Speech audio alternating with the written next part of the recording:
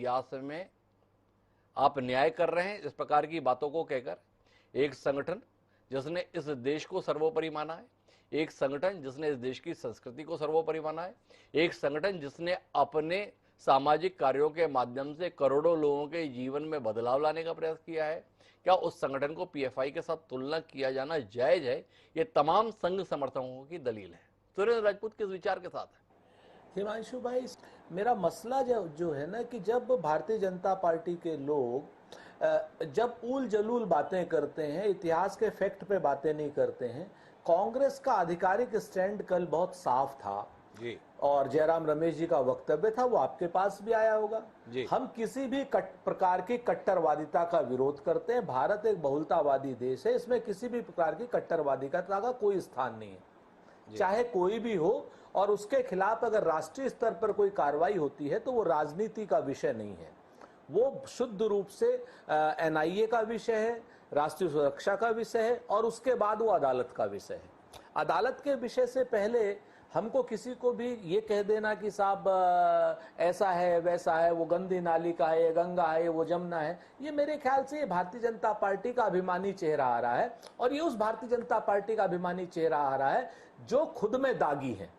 मध्य प्रदेश से हैं चिंतामणि जी, ध्रुव सक्सेना का नाम भूल गए होंगे, आईएसआई का एजेंट इन्हीं के यहाँ से निकला। मध्य प्रदेश से चिंतामणि जी हैं, ये अभी भूल गए होंगे कि इनके ज्ञानचंद आहूजा जी ने अभी जो विधायक थे वहां पर राजस्थान के, उन्होंने कहा हमने तो 5 मारे, वो लोग तो 1 ही मार पाए, मैंने 5 मारे। उसके बाद आप कन्हैया लाल को मारने वाले भारतीय जनता पार्टी के लोग।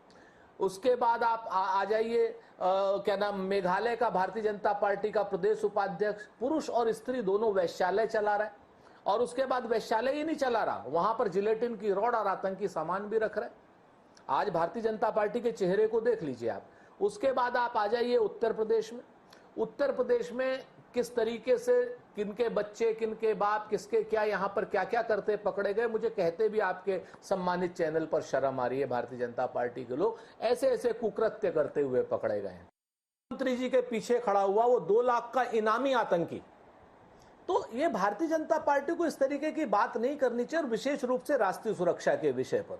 और राष्ट्रीय सुरक्षा के विषय पर इन्हें जवाब 3-4 देने चाहिए। हमने तो समर्थन कर दिया पीएफआई पर बैन का, आप हमें सिर्फ 3-4 चीजें बता दीजिए कि कांग्रेस कब से मांग करती आ रही। उसी दिग्विजय सिंह की कोई आदमी ये नहीं कह रहा कि सिमी पर प्रतिबंध लगाने का सबसे पहला काम और सबसे पहली चिट्ठी मध्य प्रदेश के तत्कालीन मुख्यमंत्री दिग्विजय सिंह ने लिखी थी। इस बात को तो कोई नहीं कह रहा।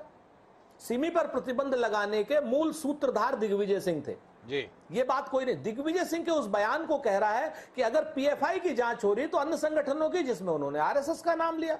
आरएसएस का नाम लेने की आवश्यकता है या नहीं है, चूंकि रेडिकल ऑर्गेनाइजेशन पर बात हो रही है तो संदर्भ में बात आई।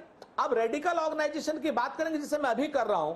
आप यहां से आगे चलाने लगे, आप तो नहीं चलाएंगे लेकिन और लोग चलाने लगेंगे। साहब सुरेंद्र राजपूत ने, मैं बिल्कुल तुलना नहीं कर रहा हूं, लेकिन एक बात अपने आप में सत्य है कि भारतीय जनता पार्टी ने जिस कांग्रेस के सबसे बड़े नेता को अपना प्रतीक पुरुष बनाया, सरदार वल्लभ भाई पटेल जी, आरएसएस पर बैन किस आधार पर उन्होंने लगाया था? क्या भारतीय जनता पार्टी के मित्र बताएंगे हमें किस आधार पर लगाया था? और 1.5 साल बाद वो बैन गोवलकर जी के 3 माफीनामों के बाद बैन खोला गया था। वो नेहरू जी ने खोला था, पटेल साहब ने नहीं खोला था, नेहरू जी ने खोला था वो बैन जी। आपको मैं बताऊं, उसके बाद आप आ जाइए, जेल में बैठ करके बाकायदा इनका संविधान लिखवाया गया था। किसने लिखवाया था वो संविधान, आप बताइए ना। तो सच बात यह है कि हम इस आरएसएस वर्सेस पीएफआई पे नहीं जाना चाहते, दोनों की कोई तुलना नहीं जी, मैं आपको बताऊं। लेकिन जब आप बात करते हैं कि साहब उधर आतंकी है, इधर आतंकी, उधर कट्टरवाद, इधर कट्टरवाद, और बताइए एक भी आदमी, चिंतामणि जी बड़े छाती ठोक करके कह रहे थे, मैं उन 3 आदमियों का नाम लेकर के संघ को बदनाम नहीं करना चाहता, मैं स्वयं पढ़ा हुआ हूं संघ के स्कूल में।